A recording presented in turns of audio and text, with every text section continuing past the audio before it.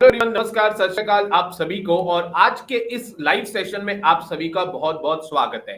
आप सभी को पता है एनआईएसएम ने एक एग्जाम निकाला है सेबी के साथ पार्टनरशिप करके, यानी सेबी और एनआईएसएम मिलकर एक बहुत ही बढ़िया एग्जाम आप सबके लिए करवा रहे हैं जिसका नाम है SEBI investor awareness exam.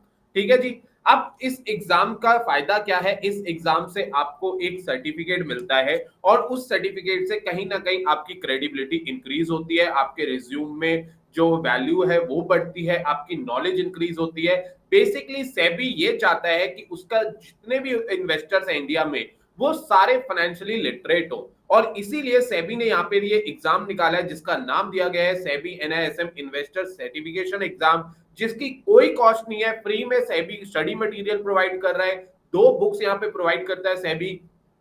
First one is financial education, second one is stock market. और वो कहता है कि इंडिया में जितने फाइनेंशियल प्रोडक्ट्स हैं, जितनी भी स्टॉक मार्केट की नॉलेज है, इस एग्जाम को क्लियर करने के बाद, इस 2 बुक्स को पढ़ने के बाद आपको एक अच्छी और एक डिसेंट नॉलेज मिल जाती है। बेसिकली इतनी नॉलेज मिल जाती है कि कल को कोई आपको गलत प्रोडक्ट नहीं दे सकता।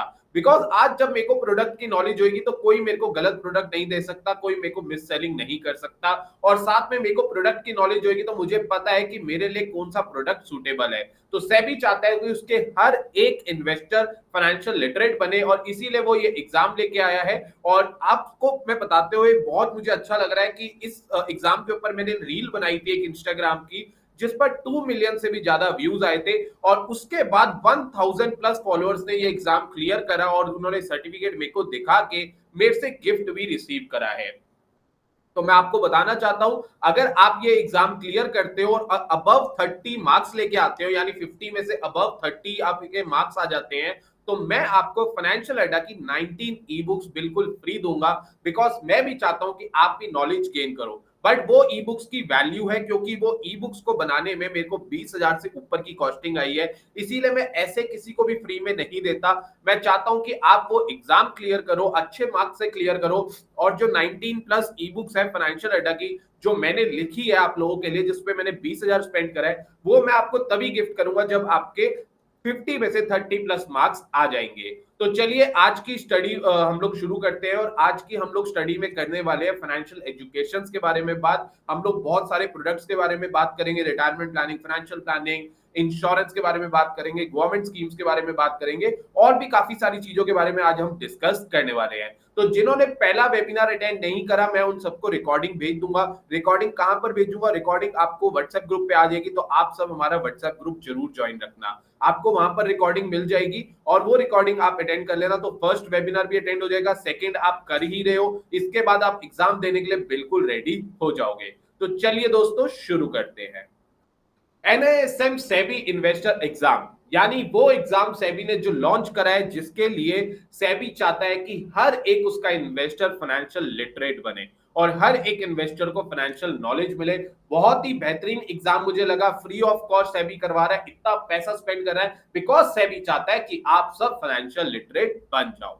आज के इस एग्जाम में हम लोग बात करने वाले हैं फाइनेंशियल एजुकेशन के बारे में। हम लोग फाइनेंशियल एजुकेशन के बारे में डिस्कस करेंगे कि कैसे फाइनेंशियल एजुकेशन इंपॉर्टेंट है और वो आपको फाइनेंशियली लिटरेट करता है, और उसकी वजह से आप अपने अच्छे तरीके से इनकम को मैनेज कर पाते हो, एक्सपेंडिचर को मैनेज कर पाते हो। आपको पता चल जाता है कि एसेट्स क्या होते हैं, लाइबिलिटीज क्या होती है, और एसेट्स और लाइबिलिटीज को प्रॉपरली आप मैनेज करते हो और बेसिकली एक फाइनेंशियल वेल बीइंग रखते हो, और फाइनेंशियली इंडिपेंडेंट के लिए आप अपनी तैयारी स्टार्ट कर देते हो।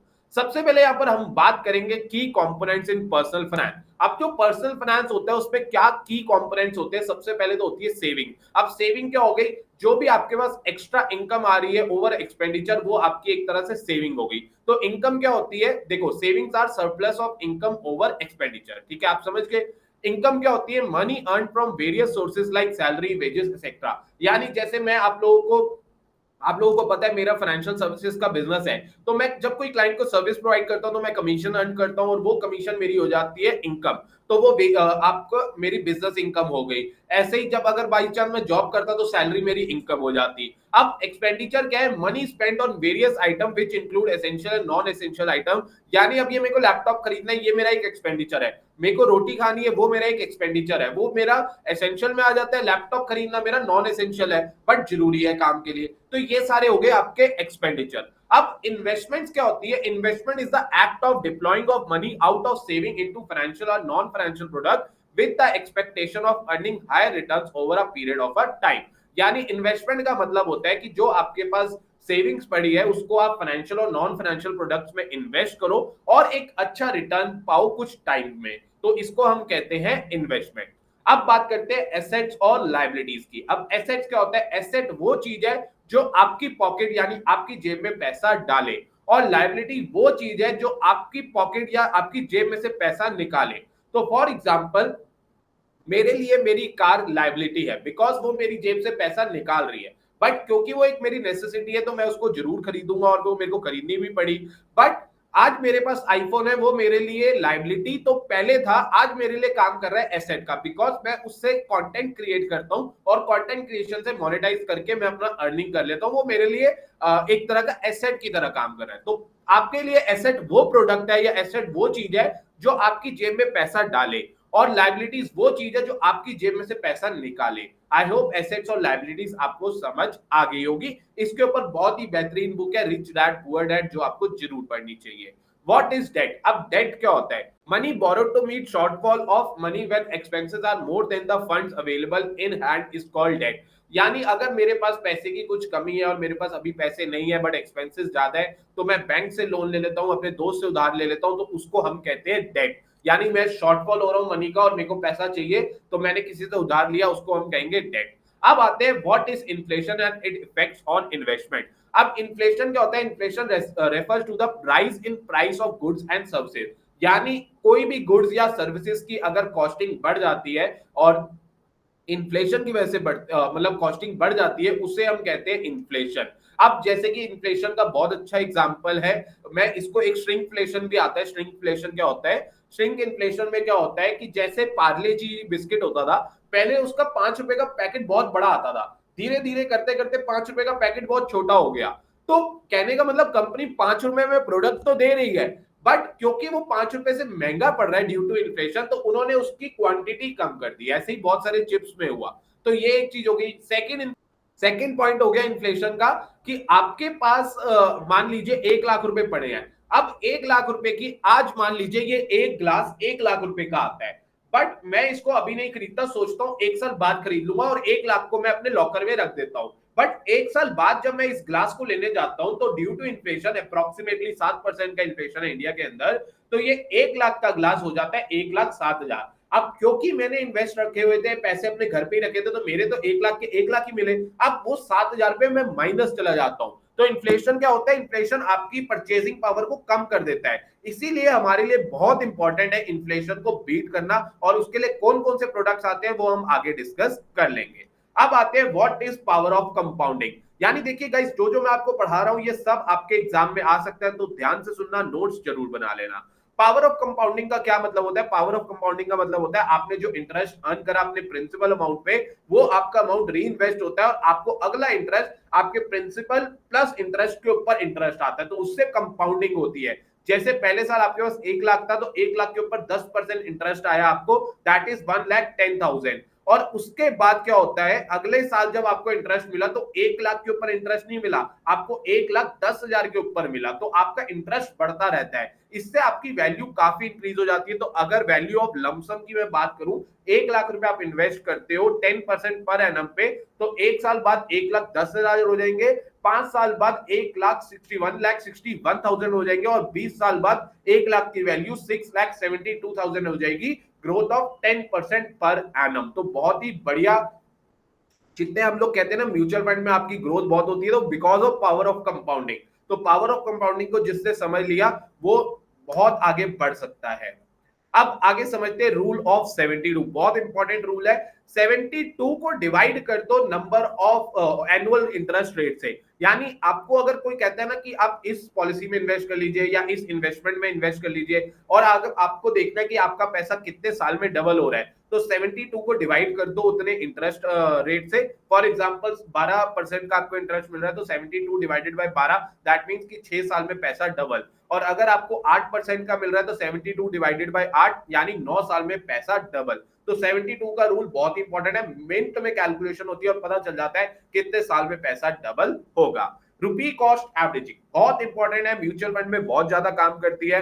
रुपी कॉस्ट एवरेजिंग का क्या मतलब होता है कि आपके पास 60,000 रुपए एक साथ इन्वेस्ट कर दिए, 20 रुपए के यूनिट आपको मिले, 20 रुपए का यूनिट प्राइस चल रहा था, 60,000 रुपए लगाए तो 3,000 यूनिट मिले।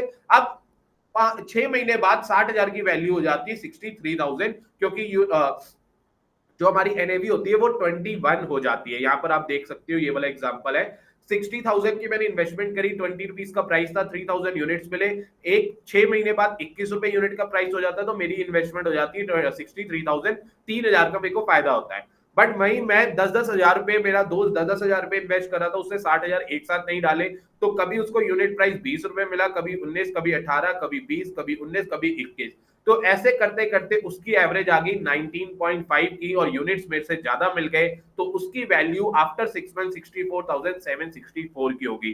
तो that is called rupee cost averaging, जो एसआईपी में बहुत अच्छा काम करता है और इससे आपकी जो यूनिट प्राइस की एवरेज है वो काफी अच्छी आ जाती है। बिकॉज कभी कभी मार्केट गिरती भी है, तो जब आपकी मार्केट गिरती है तो आपको ज्यादा यूनिट्स मिलते हैं।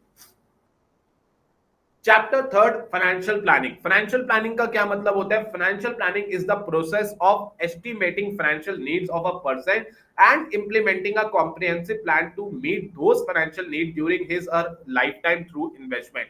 यानी फाइनेंशियल प्लानिंग वो फाइनेंशियल नीड है एक इंसान की जो आपको एक अच्छी लाइफ जीने में बहुत हेल्प करता है, एक financially independent life, financially well being रहते हो और फाइनेंशियली टेंशन फ्री रहते हो बिकॉज ऑफ फाइनेंशियल प्लानिंग। अब इसमें 7 स्टेप्स होते हैं फाइनेंशियल प्लानिंग में। सबसे पहला स्टेप, एस्टैब्लिश गोल। मेरे गोल्स क्या है, मुझे आगे लाइफ में करना क्या है, मेरे गोल्स क्या है। जैसे मेरे लिए मेरा गोल हो सकता है रिटायरमेंट प्लानिंग, सेकंड मेरा गोल हो सकता है मैरिज प्लानिंग, थर्ड मेरा गोल हो सकता है मेरे लिए चाइल्ड एजुकेशन प्लानिंग। तो ये मेरे कुछ गोल्स है। अब जैसे ही मेरे गोल्स डिसाइड हो जाते हैं, मेरे को रिस्क समझना है कि मेरे को किस गोल के लिए कितना रिस्क लेना है। बिकॉज मेरी रिटायरमेंट बहुत दूर है तो मैं थोड़ा ज्यादा रिस्क ले सकता हूँ, मेरी मैरिज पास में है तो मैं कम उसी इन्वेस्टमेंट में डालूंगा जहां कम रिस्क होगा, बिकॉज मैं शॉर्ट टर्म के लिए ज्यादा रिस्क नहीं ले सकता। Third, analyse cash flow. आपको कैश फ्लो समझना है कि आपका पैसा आ कैसे रहा है और उसको कैसे इन्वेस्ट करना है। Fourth, protect your assets. आपके पास जो भी एसेट्स है उनको अच्छे से प्रोटेक्ट करना है। Fifth, evaluate your investment strategy. आपको अपनी इन्वेस्टमेंट स्ट्रैटेजी को इवैल्यूएट करना है। Consider estate planning. तो 6 पॉइंट आ जाएगा, consider estate planning. Estate planning क्या होती है? सो बेसिकली क्या होता है, आपको मैं ये बोलने में मेरे को अच्छा नहीं लग रहा, पर आप सभी को पता है कि दो भाइयों में लड़ाई तभी होती है जब उनके फादर एक अच्छी से विल लिख के नहीं जाते। उनके फादर उनके लिए एक विल नहीं बना के जाते कि भाई मेरे मरने के बाद आपका ये जितनी एसेट्स है, जितनी लाइबिलिटीज है, या जितना पैसा है, जितनी गाड़ियां है, वो दोनों भाई में कैसे बटेगा या सिस्टर्स के साथ कैसे बटेगा।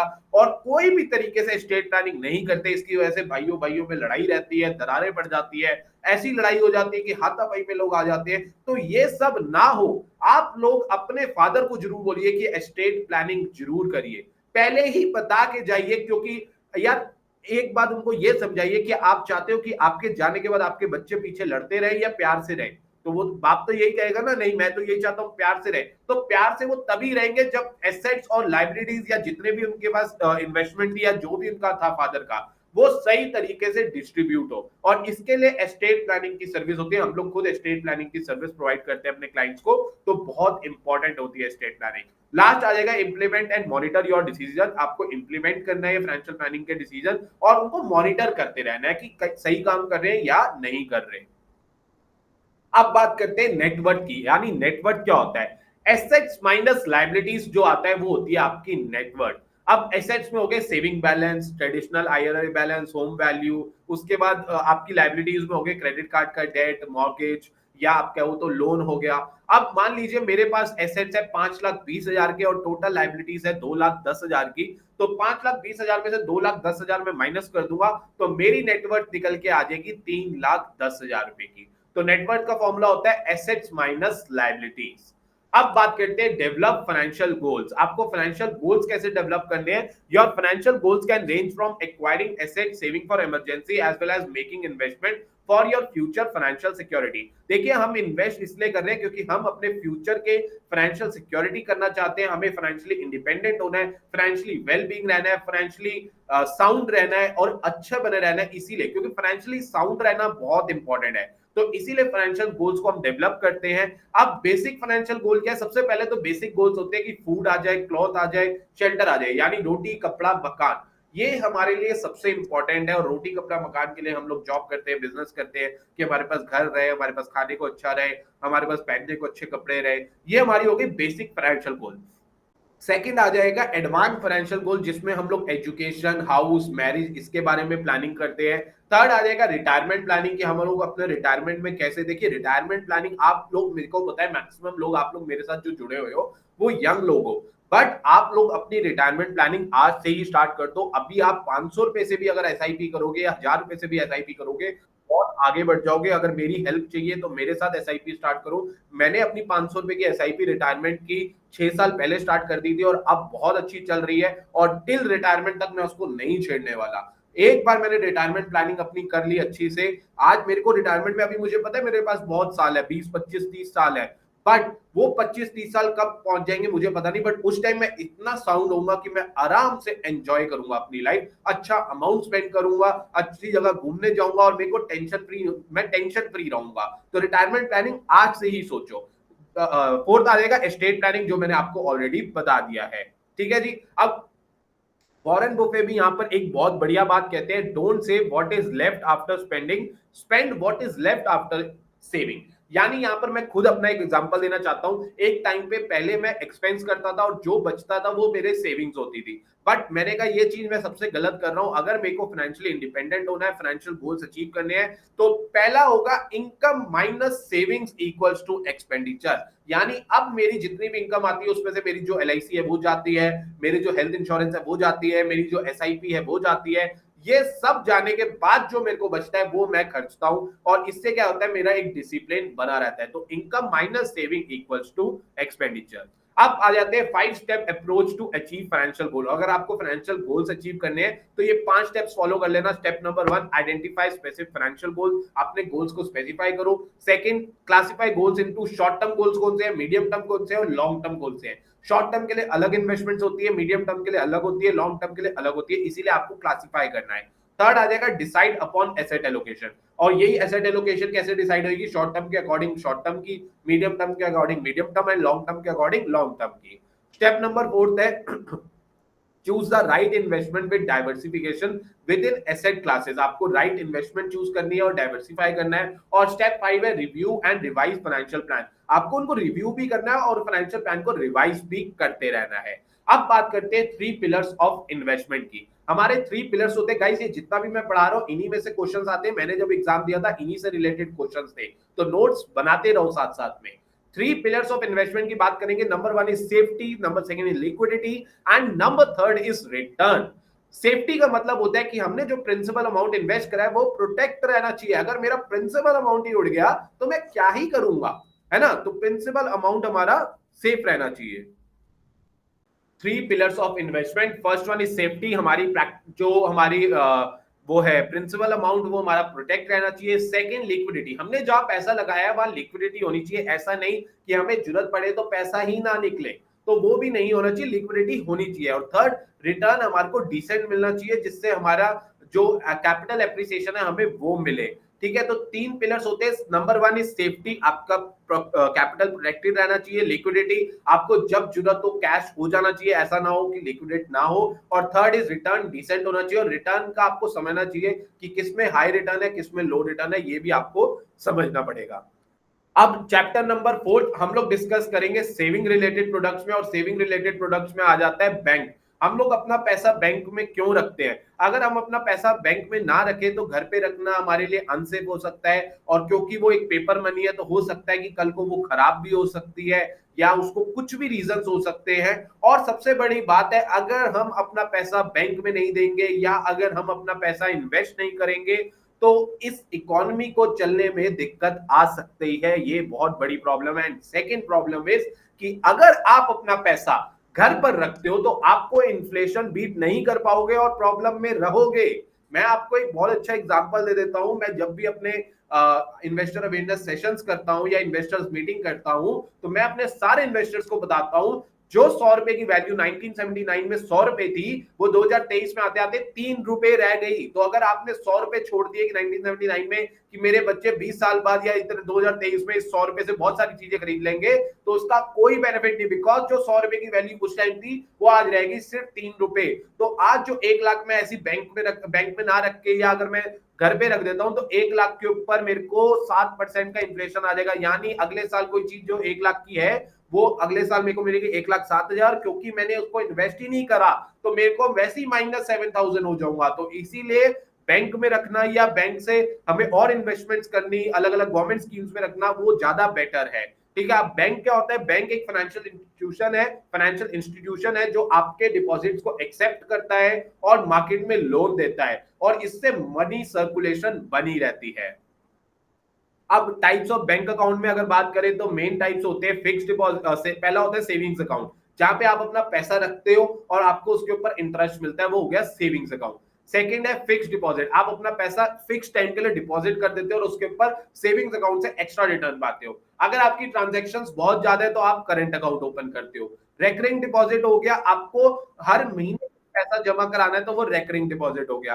कुछ बैंक स्पेशल टर्म्स डिपॉजिट भी देते हैं और कुछ बैंक बेसिक सेविंग्स अकाउंट भी देते हैं। उसके बाद अगर बात करूं टाइप्स ऑफ बैंक ट्रांसफर में, पहले आरटीजीएस और आईएमपीएस फेमस होता था और एनईएफटी फेमस होता था। आज के दिन में यूपीआई आ गया और यूपीआई सबसे फेमस हो गया, क्योंकि यूपीआई में इमीडिएटली हो जाती है, आईएमपीएस में भी इमीडिएटली हो जाती है, बट अगर आपको बड़े बड़े लेवल की ट्रांजेक्शन करनी है, अबव 2 लाख अबव 5 लाख, तो आज भी एनईएफटी और आरटीजीएस ही यूज होते हैं और चेक यूज होते हैं। बट शॉर्ट बिलो 2 लाख अगर मैं बात करूं तो यूपीआई बहुत अच्छा काम करते हैं। हमारा जितना भी काम होता है आज के टाइम पे, मैक्सिमम मेरी पेमेंट यूपीआई के थ्रू होती है, तो यूपीआई से हमें इमीडिएटली पेमेंट हो जाती है। और एक मैं आपको ये दिखा देता हूं इसमें डिफरेंस बिटवीन आईएमपीएस, आरटीजीएस और एनईएफटी में। तो मिनिमम ट्रांसफर वैल्यू एनईएफटी में ₹1 है, आरटीजीएस में 2 लाख है और आईएमपीएस में भी ₹1 है। उसके बाद जो सर्विस अवेलेबल है, जो एनईएफटी होता है वो 24/7 अवेलेबल है, RTGS depend on the bank और आईएमपीएस 24/7 अवेलेबल है। एनईएफटी में 2 घंटे लग जाते हैं, आरटीजीएस इमीडिएटली हो जाता है और आईएमपीएस भी इमीडिएटली हो जाता है। बट अगर शॉर्ट टर्म ट्रांजेक्शन की बात करूं तो सबसे बेस्ट जो काम करता है वो करता है हमारा, क्या करता है? यूपीआई, वो बेस्ट लगता है मुझे। ठीक है, आगे बढ़ते हैं और अब बात करते हैं रिजर्व बैंक ऑफ इंडिया की, जो बैंकर्स का भी बैंक है। रिजर्व बैंक ऑफ इंडिया का अगर हम बात करें फंक्शंस की, तो reserve bank of India bankers bank है, यानी जितने भी हमारे कमर्शियल बैंक्स है और जितने भी प्राइवेट या नॉन प्राइवेट है, एचडीएफसी हो गया नॉन प्राइवेट में, और प्राइवेट में एसबीआई हो गया, या गवर्नमेंट बैंक्स हो गए, इन सब का जो बैंकर्स का बैंक है वो है हमारा RBI, reserve bank of India. उसके बाद आरबीआई के फंक्शंस की बात करें तो वो डेवलपमेंट फंक्शंस लेके आता है, डेवलप करता है काफी सारी चीजें। इशूअर ऑफ करेंसी है, करेंसी जो इशू करते हैं वो आरबीआई इशू करता है। मॉनेटरी अथॉरिटी है, इसके बाद रेगुलेटर ऑफ फाइनेंशियल सिस्टम है, बैंकर ऑफ गवर्नमेंट, गवर्नमेंट का भी कोई अगर बैंक है, आप कहते हैं ना हमारा बैंक एसबीआई है, हमारा बैंक एचडीएफसी बैंक है, तो गवर्नमेंट का बैंक कौन है? गवर्नमेंट का बैंक है आरबीआई। उसके बाद रेगुलेटर है पेमेंट एंड सेटलमेंट का, डिटेक्शन ऑफ फेक करेंसी ये मैनेज करते हैं, मैनेजिंग फॉरेन एक्सचेंज मैनेज करते हैं। तो बहुत सारी चीजें हैं जो आरबीआई के फंक्शंस में आती है। उसके बाद बात करते हैं इन्वेस्टमेंट इन सिक्योरिटीज मार्केट। जो हमारा लास्ट वेबिनार हुआ था उसमें मैंने डिटेल में इस बारे में बात करी है, टाइप्स ऑफ रिस्क के बारे में बात करी है, तो इस वाले के लिए आप लास्ट वेबिनार अटेंड कर सकते हो। तो अगर आप ये वाला वेबिनार यूट्यूब पे देख रहे हो तो मैंने उस वाली वीडियो का लिंक डिस्क्रिप्शन में डाल दिया है, और अगर आप लाइव अटेंड कर रहे हो तो मैं अभी आपको लिंक शेयर कर दूंगा व्हाट्सएप ग्रुप में हमारे फर्स्ट वेबिनार का, तो डिस्क्रिप्शन में मिल जाएगा। बेसिकली ये लाइव वेबिनार मैं अपलोड करूंगा यूट्यूब पे, तो आप लोग बाद में इसको यूट्यूब पे भी देख रहे होंगे। अब बात करते हैं प्राइमरी और सेकेंडरी मार्केट की। तो प्राइमरी मार्केट वो है जब कोई कंपनी पहली बार शेयर्स इशू करती है और फंड रेज करती है, उसको हम कहते हैं आईपीओ। आईपीओ आता है प्राइमरी मार्केट में। सेकेंडरी मार्केट, अब आईपीओ लाने के बाद कंपनी अपने आप को लिस्ट करवा देती है स्टॉक एक्सचेंजेस पे, और वहां पर बाद में आपस में लोग बाय और सेल करते हैं इन्वेस्टर, तो उसको हम कहते हैं सेकेंडरी मार्केट। और अगर आपको पढ़ना है तो आप पढ़ लीजिए।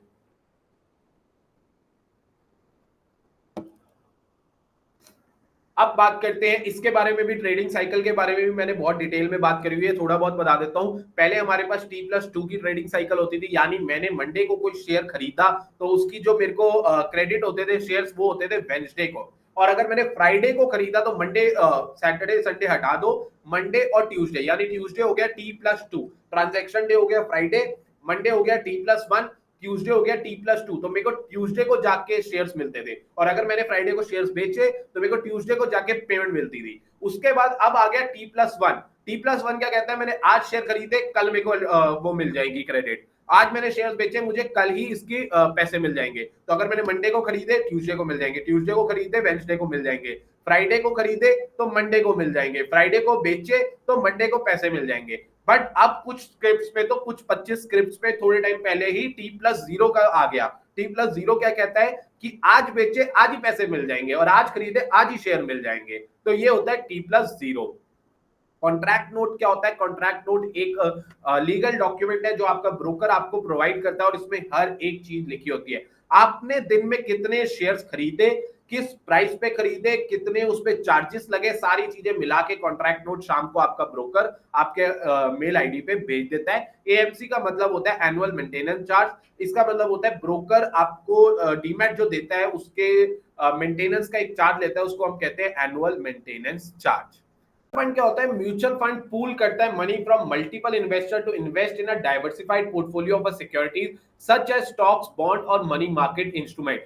यानी म्यूचुअल फंड का काम है कि आप सारे इन्वेस्टर से पैसा कलेक्ट करना, उसको एक जगह पूल करना एंड देन उससे इन्वेस्ट करना अलग अलग सिक्योरिटीज में, सच एज स्टॉक्स, बॉन्ड या मनी मार्केट इंस्ट्रूमेंट, और इसको हम कहते हैं म्यूचुअल फंड। अब इसके फीचर्स भी होते हैं, ये प्रोफेशनली मैनेज करा जाता है, आपको डाइवर्सिफिकेशन देता है, लिक्विडिटी देता है, जरूरत है तो जल्दी पैसा निकाल लेते हो आप इसमें से, ट्रांसपेरेंसी देता है और अफोर्डेबिलिटी देता है, क्योंकि 500 रुपए से आप इन्वेस्ट कर सकते हो। और टाइप्स ऑफ म्यूचुअल फंड में आ जाते हैं इक्विटी फंड जो शेयर मार्केट में इन्वेस्ट करते हैं, डेट फंड जो मनी मार्केट या डेट प्रोडक्ट्स में इन्वेस्ट करते हैं, हाइब्रिड फंड जो इक्विटी और डेट दोनों में करते हैं, थीमेटिक एंड स्पेशलिटी फंड जो बेसिकली एक थीम में इन्वेस्ट करते हैं, जैसे कि फार्मा सेक्टर फंड, वो एक फार्मा सेक्टर या फार्मा थीम्स वाली कंपनीज में इन्वेस्ट करेगा।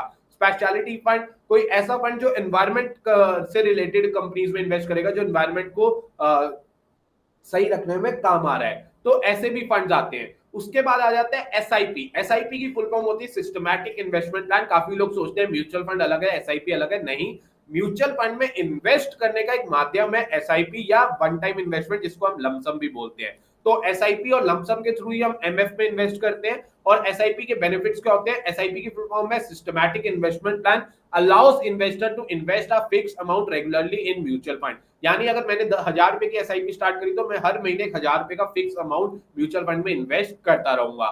बेनिफिट क्या है? रुपी कॉस्ट एवरेजिंग देता है, उसके साथ साथ डिसिप्लिन लाता है, कंपाउंडिंग रिटर्न देता है और फ्लेक्सिबिलिटी है। और सबसे बड़ी बात है अफोर्डेबिलिटी। आप 500 रुपए से भी एसआईपी कर सकते हो, 100 रुपए से भी एसआईपी कर सकते हो। उसके बाद डिफरेंट स्कीम्स मैंने आपको ऑलरेडी बता दी, इक्विटी, डेट, हाइब्रिड और थीमेटिक। रिस्कोमीटर सेबी के द्वारा दिया गया है। सेबी कहता है कि रिस्कोमीटर जरूर समझो। रिस्कोमीटर का मतलब होता है कि कितना रिटर्न है। तो अगर आपकी स्कीम बता रही है कि लो टू मॉडरेट है तो वहां पर रिटर्न भी कम होगा, रिस्क भी कम होगा। और अगर आपकी स्कीम बता रही है कि वेरी हाई तो वहां रिटर्न भी हाई होगा बट रिस्क भी हाई होगा। ठीक है, तो ये होता है रिस्कोमीटर। उसके बाद समझते हैं commodity derivatives market and it's risk. अब कमोडिटी डेरिवेटिव मार्केट अलाउ करती है trading of contract based on commodities like gold, silver, crude oil etcetera.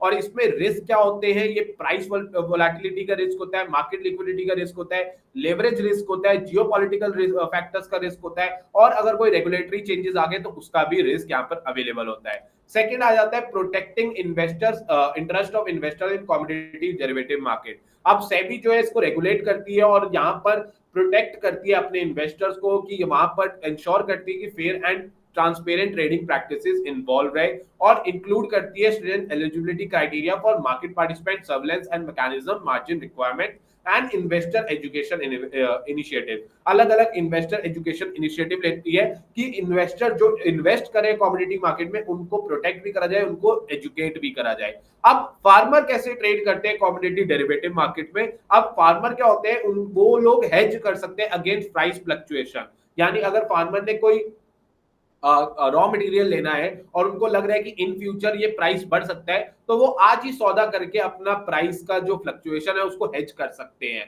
ठीक है, farmer can hedge against price fluctuation by trading commodity future contract.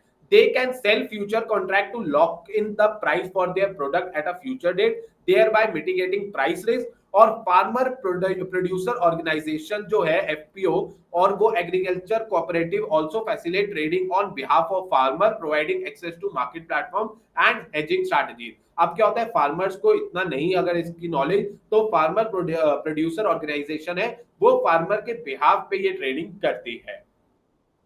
आगे बात करते हैं multi commodity exchange यानी एमसीएक्स। अब ये एमसीएक्स क्या है? MCX one of the largest and most prominent commodity derivative exchange है इंडिया का।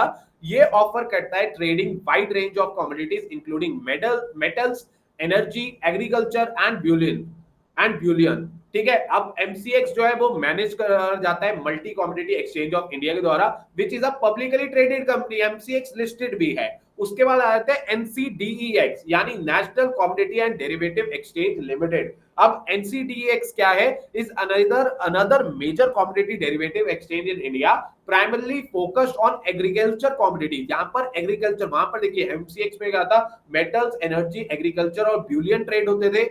जो एनसीडीईएक्स है यहाँ पर प्राइमरली कौन से ट्रेड्स हो रहे हैं? एग्रीकल्चर कमोडिटीज जैसे कि rice, sugar, wheat, soybean, spices और भी बहुत सारे ट्रेड यहाँ पर होते हैं कमोडिटीज की।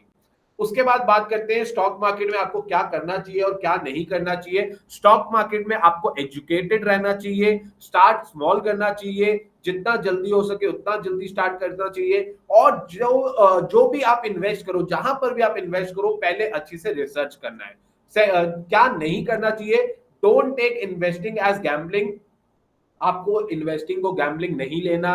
डोंट टेक अननेसेसरी रिस्क, ऐसे कोई भी रिस्क नहीं लेने। डोंट ओवर ट्रेड और डोंट फॉलो द हर्ड यानी भेड़ चाल नहीं। हर कोई अगर कोई कुछ चीज बाय कर रहा है तो आपको जरूरी नहीं है कि हर कोई यही सेम काम कर रहा है तो आपको भी यही काम करना है, तो भेड़ चाल बिल्कुल नहीं करनी। ठीक है, तो ये थे dos and don'ts of stock market. अब बात करते हैं चैप्टर 6 इंश्योरेंस के बारे में। इंश्योरेंस का क्या मतलब होता है? Insurance is a financial product that provide protection against the risk of financial loss due to unforeseen event. यानी इंश्योरेंस एक ऐसा फाइनेंशियल प्रोडक्ट है जो आपको प्रोटेक्ट करता है against the risk of financial loss due to unforeseen. अब ऐसे इवेंट जैसे डेथ हो जाना, कोई एक्सीडेंट हो जाना या कुछ ऐसी प्रॉब्लम आ जाए जिससे आपको फाइनेंशियल लॉस हो रहा है, तो उससे आपको प्रोटेक्ट करता है। अब इंश्योरेंस के बेनिफिट है जैसे कि रिस्क ट्रांसफर कर देता है, फाइनेंशियल प्रोटेक्शन रखता है, पीस ऑफ माइंड रखता है, प्रमोट सेविंग प्रमोट करता है और सपोर्ट इकोनॉमिक स्टेबिलिटी, और इकोनॉमी में स्टेबिलिटी भी बनाए रखता है इंश्योरेंस। अब टाइप्स ऑफ इंश्योरेंस प्रोडक्ट समझ लेते हैं। सबसे पहले term insurance. Term insurance basically एक फुल लाइफ इंश्योरेंस पॉलिसी होती है जहां पर आपको एक कवर दिया जाता है। लेट्स एज्यूम करते हैं आपको मैंने 1 करोड़ की टर्म इंश्योरेंस दे दी, और अगर आपकी इन टर्म यानी अगर आपने 20 साल की टर्म इंश्योरेंस ली, मतलब अगले हर साल आप मान लो 20-20 हजार रुपए को प्रीमियम दे रहे हो और 1 करोड़ का टर्म इंश्योरेंस ले रहे हो, अगर उन 20 सालों में आपकी डेथ हो जाती है तो मैं आपकी फैमिली को 1 करोड़ रुपए दे दूंगा, यानी एज अ इंश्योरेंस कंपनी मैं आपकी फैमिली को 1 करोड़ दे दूंगा। और अगर आपको 20 साल में कुछ नहीं होता यानी आप सर्वाइव कर जाते हो तो कोई भी पैसा वापस नहीं मिलेगा। तो टर्म इंश्योरेंस मेन होता है और ये फुल लाइफ इंश्योरेंस कवर होता है, तो जरूरी होता है सबके लिए लेना। एंडोमेंट इंश्योरेंस या एंडोमेंट प्लान्स होते हैं, ये सेविंग प्लस इंश्योरेंस प्लान होते हैं। यहाँ पर कुछ पैसा सेविंग्स में जाता है और कुछ पैसे का आपको इंश्योरेंस कवर मिलता है। बेसिकली यहाँ रिटर्न कम रहता है बट आपकी सेफ्टी रहती है, ज्यादा रिस्क नहीं होता। तो ओवरऑल ये भी प्लान ले सकते हो, बट अगर आपको रिटर्न ज्यादा चाहिए और वो चाहिए तो आप फिर दूसरे प्रोडक्ट्स देखिए। ठीक है, फिर आपके लिए एंडोमेंट प्लान से बढ़िया नहीं रहेंगे, बट एंडोमेंट प्लान का मतलब है सेविंग प्लस इंश्योरेंस का मिक्सचर। थर्ड आ जाएगा whole life insurance plan. Whole life में क्या होता है, आपको होल लाइफ इंश्योरेंस भी मिल जाती है प्लस एक पेंशन भी आती रहती है, पर्टिकुलरली एक पर्टिकुलर अमाउंट आपके अकाउंट में हर साल आता रहता है। उस टाइप के होल लाइफ इंश्योरेंस प्लान हर एक insurance company, life insurance company provide करती है। यूनिट लिंक इंश्योरेंस प्लान यानी ULIP plan, unit link insurance plan. अब यूलिप प्लान क्या होते हैं? यूलिप प्लान आपको इंश्योरेंस कवर देते हैं और आपका पैसा स्टॉक मार्केट में भी इन्वेस्ट कर सकते हैं, डेट मार्केट में भी इन्वेस्ट कर सकते हैं। सो बेसिकली ये इन्वेस्टमेंट प्लस इंश्योरेंस प्लान बन जाता है। फिफ्थ आ जाएगा पर्सनल एक्सीडेंट कवर पॉलिसी। अब इसमें पर्सनल एक्सीडेंट को कवर किया जाता है, यानी स्कूटी से एक्सीडेंट हो जाना उसको कवर करा जाता है। एक्सीडेंट से डेथ कवर होती है, एक्सीडेंट से अगर डिसेबिलिटी हो जाती है, पार्शियल डिसेबिलिटी हो जाती है, वो भी यहाँ पर कवर करी जाती है। मोटर इंश्योरेंस होगी आपकी कार, बाइक, स्कूटी की इंश्योरेंस, ट्रक की इंश्योरेंस। अगर मेरी कार चोरी होगी, डैमेज होगी, उसको इंश्योरेंस कवर मिल जाता है फाइनेंशियल लॉस में। कंपनी से क्लेम ले लेता हूँ, स्कूटर चोरी हो गया या स्कूटर डैमेज हो गया उसकी इंश्योरेंस हो जाती है। हेल्थ इंश्योरेंस, अगर मेरे को कुछ प्रॉब्लम आ जाती है हेल्थ वाइज, मेरे को डॉक्टर के पास जाना पड़ता है, हॉस्पिटल में एडमिट होना पड़ता है, तो जितने दिन का वो खर्चा होता है वो मेरी हेल्थ इंश्योरेंस कंपनी पे कर देती है, that is health insurance. Travel insurance, जैसे मैं बाहर घूमने जा रहा हूँ और मेरे को बाहर जाते ही कुछ प्रॉब्लम हो गई, मेरे को बीमार हो गया या कोई भी रीजन, मेरे बैग गुम गया, मेरा पासपोर्ट गुम गया, इन सब चीजों का जो खर्चा होता है वो भी हेल्थ ट्रैवल इंश्योरेंस कंपनी पे करती है। तो मैं आपको रेकमेंड करूंगा, अगर आप लोग इंडिया से बाहर कहीं भी घूमने जाओ तो ट्रैवल इंश्योरेंस जरूर लेना। हम अपने मैं एज अ फाइनेंशियल सर्विसेज का बिजनेस करता हूं दिल्ली में, तो मैं ये सारे प्रोडक्ट्स प्रोवाइड करता हूं अपने क्लाइंट्स को। फिफ्थ आ जाता है प्रॉपर्टी इंश्योरेंस, आप अपने घर की इंश्योरेंस करा सकते हो, आप अपने ऑफिस की इंश्योरेंस करवा सकते हो। और group insurance, group insurance basically आपकी कंपनी में आपके 100 एम्प्लॉइज है, तो आपने उनको टर्म इंश्योरेंस दे दी या आपने उनको हेल्थ इंश्योरेंस की ग्रुप पॉलिसी दे दी, एक पर्सनल एक्सीडेंटल पॉलिसी दे दी, वो हो गया ग्रुप इंश्योरेंस। इसके बाद आ जाते हैं पेंशन प्लान। काफी सारे पेंशन प्लान अवेलेबल है। नेशनल पेंशन स्कीम है जो कि गवर्नमेंट ऑफ इंडिया ने इंट्रोड्यूस करी थी 2004 में, और नेशनल पेंशन स्कीम जो 2009 में ना रिवाइज करी गई, और इसमें रिटायरमेंट बेनिफिट्स और एनहांस करे गए। तो रिटायरमेंट के लिए बहुत बढ़िया प्रोडक्ट है नेशनल पेंशन स्कीम। इसमें इन्वेस्टमेंट करने के 4 ऑप्शंस अवेलेबल है। ई ऑप्शन इक्विटी, जहां पे आपको हाई रिटर्न और हाई रिस्क ऑप्शन अवेलेबल होगा। सी आ जाता है कॉर्पोरेट बॉन्ड, यहाँ पे मीडियम रिस्क रहेगा और मीडियम रिटर्न आपको अवेलेबल रहेगा।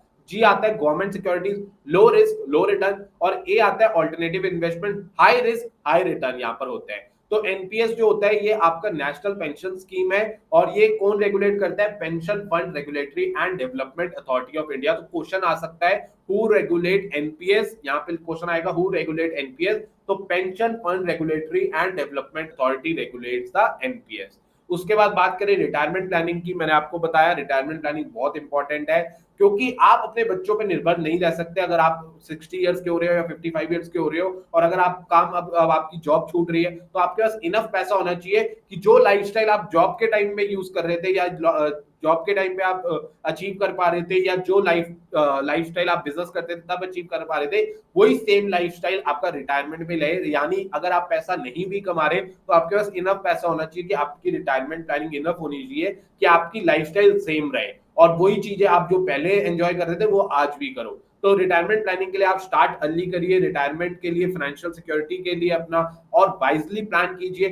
Don't dip into your retirement saving, और एकदम से रिटायरमेंट सेविंग अगर आ गई तो खत्म मत कर दीजिए, उसको सही तरीके से इस्तेमाल कीजिए, किसी फाइनेंशियल एडवाइजर की आप हेल्प लीजिए। एस्टेट प्लानिंग में आपको बता चुका हूं, estate planning involve organizing assets and affair for distribution after death, यानी डेथ के बाद किस तरीके से मेरा पैसा, मेरे एसेट डिस्ट्रीब्यूट करे जाएंगे, उसको कहते हैं एस्टेट प्लानिंग। अपने फादर मदर को जरूर बोलिए कि भाई एस्टेट प्लानिंग करिए, अदरवाइज बाद में बहुत लड़ाई होती है भाइयों में बहनों में, तो वो सब ना हो, इसलिए एस्टेट प्लानिंग इंपॉर्टेंट है। चैप्टर 8 आ जाएगा बोरोइंग रिलेटेड प्रोडक्ट। अब बोरोइंग रिलेटेड क्या होते हैं? जैसे कि लोन्स प्रोडक्ट काफी सारे मार्केट में अवेलेबल है। पर्सनल लोन, आपके नाम पे लोन मिल जाता है, जहां पर आप पर्सनल लोन लेके अगर आपके जो भी एक्सपेंसेस है आप वो मीट कर सकते हो। व्हीकल लोन, अगर मेरे को गाड़ी लेनी है, स्कूटर लेना है, बाइक लेना है, उसके ऊपर मेरे को लोन मिल जाता है। गोल्ड लोन, मेरे पास कुछ गोल्ड पड़ा है, मैंने उसको गिरवी रख के कुछ लोन ले लिया। एजुकेशन लोन, मेरे को पढ़ाई करने जाना है उसके ऊपर लोन लेना है। घर खरीदना है उसके लिए हाउसिंग लोन मिलता है। अगर मेरे को क्रॉप्स के लिए कुछ लोन लेना है तो एग्रीकल्चर लोन मिलता है। और अगर मेरे को लैपटॉप खरीदना है, मोबाइल खरीदना है, या एसी खरीदना है, या फ्रिज खरीदना है, तो उसपे मेरे को मिलेगा कंज्यूमर ड्यूरेबल लोन। तो ये कुछ टाइप के लोन्स अवेलेबल है मार्केट में।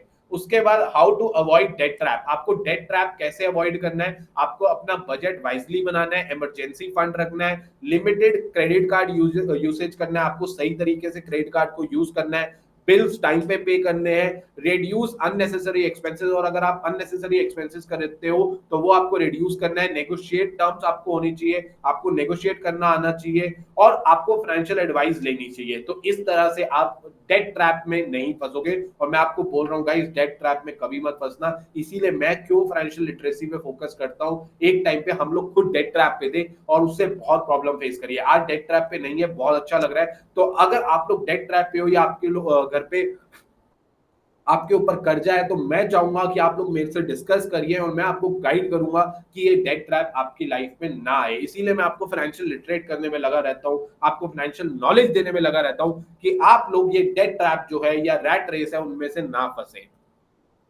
अब कुछ गवर्नमेंट स्कीम्स मैं आपके साथ शेयर करना चाहूंगा। सुकन्या समृद्धि स्कीम जो है, ये बहुत इंपॉर्टेंट स्कीम है। ये गवर्नमेंट ऑफ इंडिया ने लॉन्च करी थी 2015 में, और ये डॉटर्स के लिए बनाई गई है, और इसमें बेटी बचाओ बेटी पढ़ाओ कैंपेन है। और ये जो सुकन्या समृद्धि योजना है, ये स्कीम गवर्नमेंट चाहती है कि बेटी एजुकेट हो, उसके 18 जब वो पैदा हुई है तब ये स्कीम आप बाय करिए, और जब वो 18 या 20 साल की हो तो आपको पैसा मिले, तब एजुकेशन और मैरिज दोनों में काम आ सके।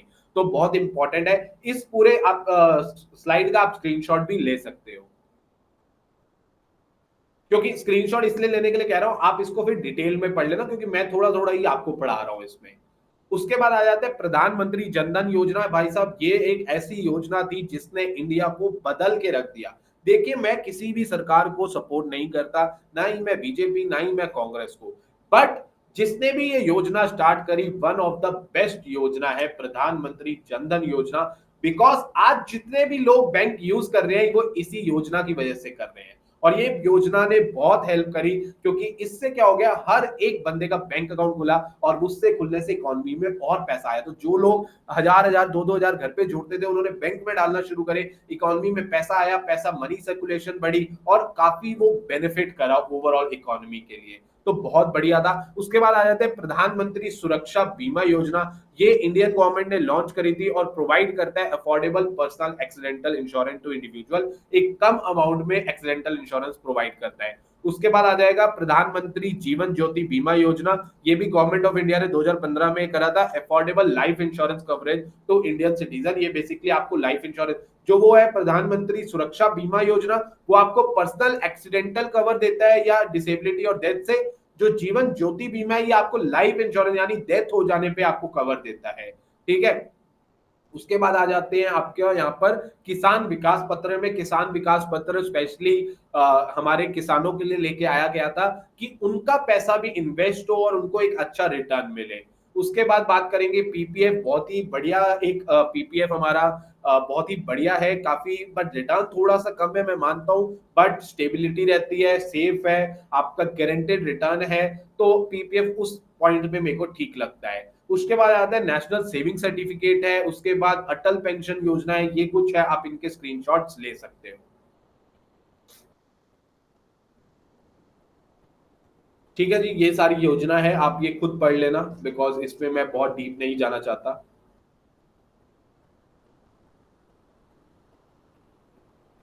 ये स्क्रीनशॉट ले लीजिए एक बार ना, मैं दोबारा देख लूँ।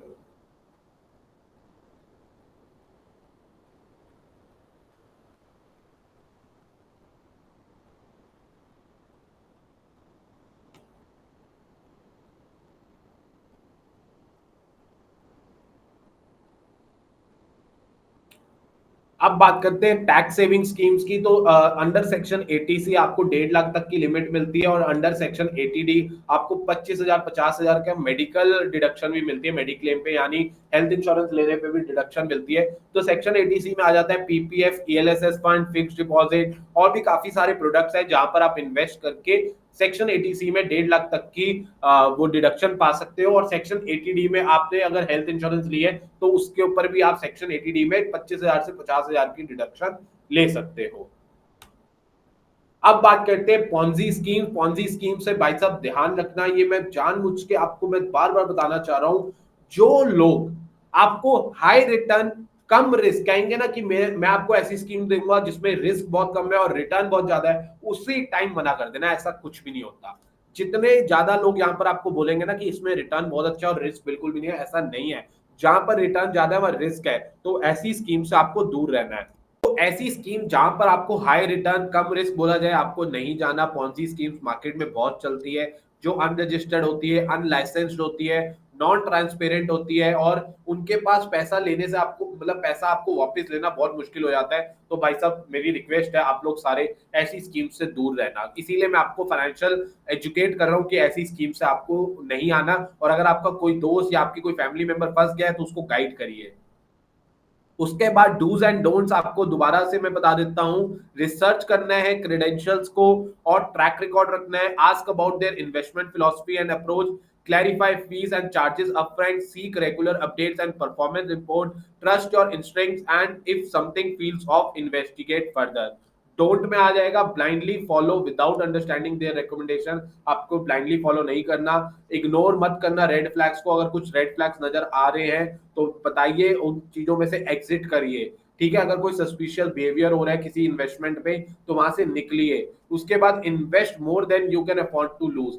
इतना ज्यादा भी इन्वेस्ट मत कर देना कि कल को वो पूरा खत्म हो जाए तो आप परेशान हो जाओ। इसीलिए मैं बोलता हूं कि स्टॉक मार्केट में उतना ही पैसा इन्वेस्ट करना जितना आप अफोर्ड करते हो लूज करने की। इवन वो पैसा खत्म भी हो जाए तो आपको दिक्कत ना हो। तो ये सब चीजें आपको ध्यान रखना और ये सारी चीजें आपको फॉलो करनी है। लास्ट हम बात करेंगे securities and exchange board of India SEBI के बारे में। तो सेबी हमारा रेगुलेटर है स्टॉक मार्केट का, और सेबी फॉर्म करा गया था, एस्टेब्लिश करा गया था 1988 में, और इसको एम्पावर्ड करा गया था 1992 में। तो सेबी का काम है सिक्योरिटीज मार्केट को रेगुलेट करना और एजुकेट करना आप लोगों को, और इसीलिए सेबी ये वाला एग्जाम भी लेके आया है कि आप लोगों को एजुकेट करा जाए। आई होप आज का सेशन आपको पसंद आया होगा। और अब मैं Q&A सेशन ओपन कर रहा हूं और अब आप एक एक करके अपनी क्वेरी पूछ लीजिए। आई होप आपको इस सेशन के बाद अच्छी से नॉलेज मिल जाएगी, और मैं आप सबको ऑल द बेस्ट कहना चाहूंगा कि आप दोनों एग्जाम के मतलब दोनों वर्कबुक मैंने आपको पढ़ा दी है। अब मैं आपको ऑल द बेस्ट कहूंगा और आप सब 50 में से अबव 45 मार्क्स लेके आइए। कोई भी डाउट्स हो आप मेरे को पूछ सकते हो। Q&A सेशन में स्टार्ट कर रहा हूं।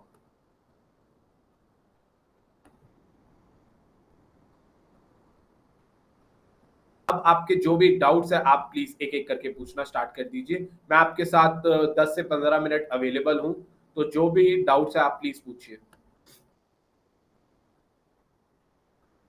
करणजोत जी बहुत बहुत congratulation and all the best. कोई भी डाउट हो मेरे को आप मैसेज कर लेना, कोई भी डाउट हो आप मैसेज कर लेना। All the best. और किसी का कोई डाउट? काफी सारे पार्टिसिपेंट्स हैं, वंश, पीयूष, वंश जी, पीयूष जी, अवतार पवार, धनुष भाई, आदित्य जी, अंकुर जी, और भी काफी सारे हैं। तो अगर आपके कोई डाउट्स है तो एक एक करके पूछिए।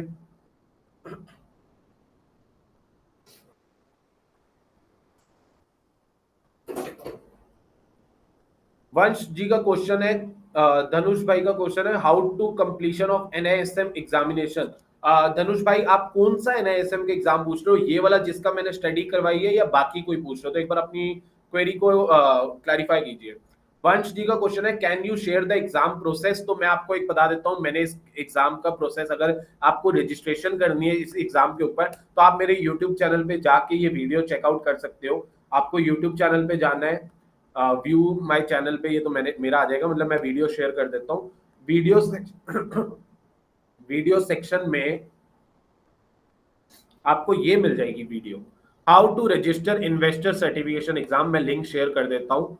तो ये वाली वीडियो है, आपको मैंने पूरा प्रोसेस समझाया है इस वीडियो में कि ये वाला एग्जाम रजिस्टर कैसे करना है। तो मैं शेयर कर रहा हूँ आपको लिंक ना। आदित्य जी रिकॉर्डिंग आपको मिल जाएगी, रिकॉर्डिंग लिंक मैं शेयर कर दूंगा व्हाट्सएप ग्रुप पे, जो हमारा फर्स्ट वाला ग्रुप है ना, फाइनेंशियल अड्डा 1 वाला, मैं वहां शेयर कर दूंगा।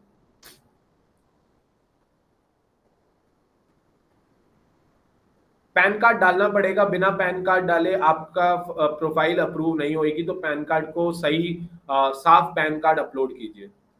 इस एग्जाम के लिए 12th पास और 18 प्लस होना कंपलसरी है। अगर आप 18 प्लस हो तो आप ये एग्जाम आराम से दे सकते हो। Can you explain what is rupee cost averaging with use of example. कोई दिक्कत नहीं, 1 मिनट दोबारा कर देते हैं आपको।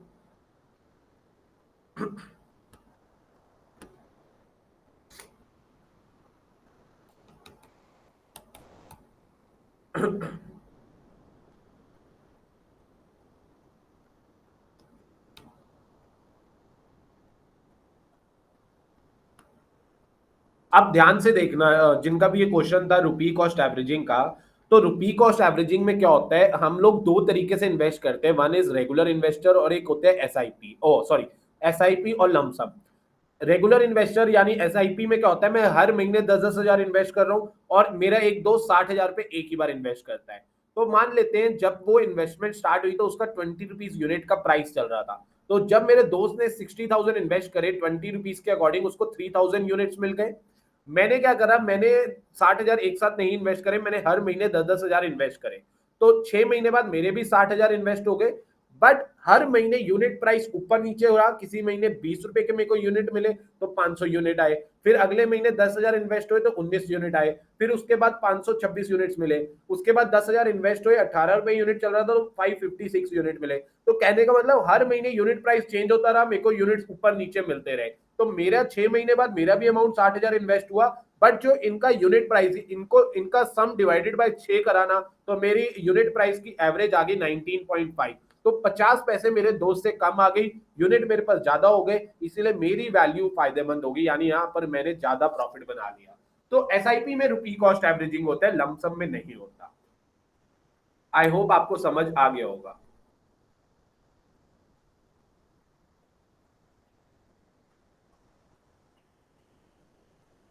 आई होप आपको रुपी कॉस्ट एवरेजिंग समझ आया होगा आदित्य कुमार जी। ठीक है तरनजोत जी, मैं स्टडी वाली बुक्स ना अभी टेलीग्राम चैनल पे दोबारा से पिन कर दूंगा। ये लो मैं एक बार आपको दिखा भी देता हूँ, पिन हुई भी हुई है, मैं दोबारा से एक बार दिखा देता हूँ टेलीग्राम चैनल पे ना।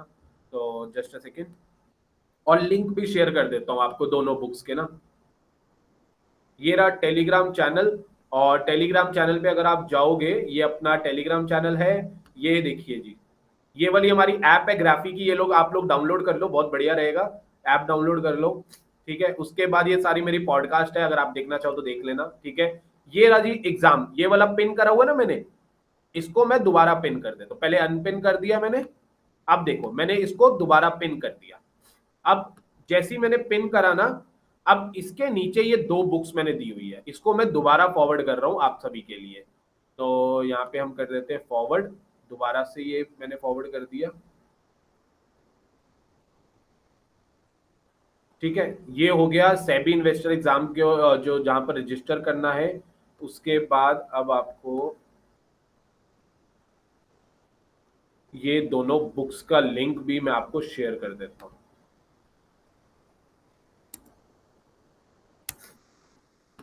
ये बुक नंबर 1, ये डाउनलोड कर लेना बुक, ठीक है। और ये बुक नंबर 2 का भी लिंक शेयर कर देते हैं।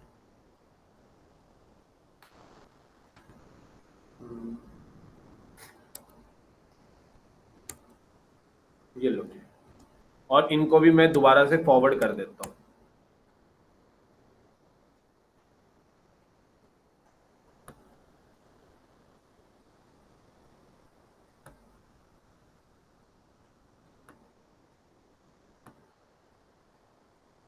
ठीक है जी, ये दोनों बुक्स मैंने दोबारा से फॉरवर्ड कर दिए, आप लोग डाउनलोड कर लेना, बुक नंबर 1, बुक नंबर 2, दोनों के वेबिनार्स मैंने आप लोगों के लिए कर दिए। अब मैं आप सभी को ऑल द बेस्ट कहूंगा, और अच्छे मार्क्स से पास हो, और जैसे ही आपका ये एग्जाम क्लियर हो जाए, मेरे को इस नंबर पे व्हाट्सएप कर देना, मेरी टीम को। मैं नंबर लिख रहा हूँ 9910653412। ठीक है, इस नंबर पे व्हाट्सएप कर देना, और आपको 19 प्लस ई बुक्स मिलेगी। एक रिक्वेस्ट रहेगी कि आप अपना सर्टिफिकेट अगर कहीं सोशल मीडिया में डालते हो, जैसे कि इंस्टाग्राम या लिंक्डइन पे, तो मेरे को टैग कर देना। इंस्टाग्राम पे मेरी प्रोफाइल है जस्ट फाइनेंस के नाम से, और लिंक्डइन पे है जसकीरत सिंह गुजराल। तो अगर आप लोग टैग करोगे तो मैं रीशेयर करूंगा उसको। What is the qualification? 12th पास कर सकता है यार ये एग्जाम, और इवन मेरे को जहां तक लगता है कि 18 प्लस होना कंपलसरी है इसके लिए बस। व्हाट्सएप का लिंक शेयर कर दूं? ठीक है जी, ये लो जी, व्हाट्सएप का भी लिंक मैंने शेयर कर दिया। आदित्य जी, व्हाट्सएप का भी लिंक शेयर कर दिया। नहीं नहीं धनुष जी, बहुत इजी है यार एग्जाम, टफ नहीं है, मैंने आपको पढ़ा दिया, दोबारा से रिवाइज कर लो, बुक्स को अच्छी से पढ़ लो, आराम से पास कर लोगे।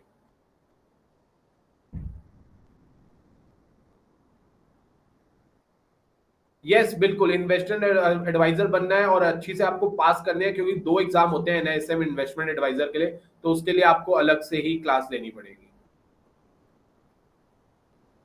और किसी के कोई doubt? Thanks thanks Vansh ji, thank you so much for attending. और कोई डाउट? आई होप सबकी क्वेरी सॉल्व हो गई है।